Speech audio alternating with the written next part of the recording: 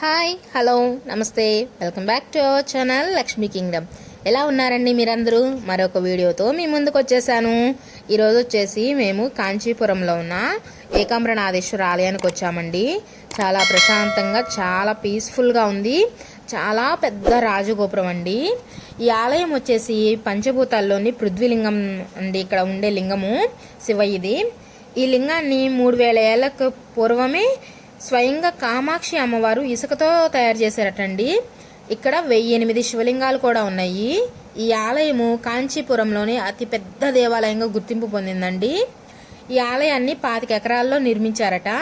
ఇక్కడ 3500 ఏళ్ల నాటి మామిడి చెట్టు కూడా ఉందంటండి. ఆ మామిడి చెట్టు కింద కాండం కనిపిస్తుంది కదా, ఇక్కడే అమ్మవారు తపస్సు చేశారటండి. ఈ మామిడి చెట్టుకి ఇంకో ప్రత్యేకత కూడా ఉందండి. మామిడికాయలు మనకు ఒక రకమే కాస్తాయి, కానీ అక్కడ మామిడి చెట్టుకి అంతకు ముందు 4 రకాల మామిడికాయలు కాసేవటండి. చూసారా ఎంత బాగుందో.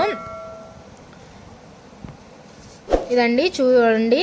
అలాగే ఇక్కడ అన్ని దేవుళ్ళు అంటే వినాయకుడు ఇట్లా అమ్మవార్లు చిన్న చిన్న విగ్రహాలుగా స్తూపం చేశారు.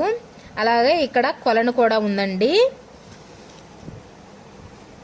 స్వామివార్లకి ఉత్సవాలు కూడా జరుగుతూ ఉంటుంటాయి. అవి ఈ కొలంలో కాళ్ళు కడుక్కొనైనా వచ్చి దర్శనం చేసుకోవచ్చు, లేదు తల మీద జల్లుకొనైనా వచ్చి దర్శనం చేసుకోవచ్చు. అలాగే స్వామివారికి ఎదురుగా పెద్ద నంది విగ్రహం ఉందండి.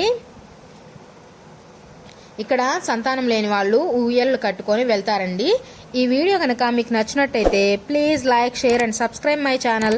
Subscribe to Lakshmi Kingdom. Next వీడియోతో మీ ముందుంటా. బాయ్.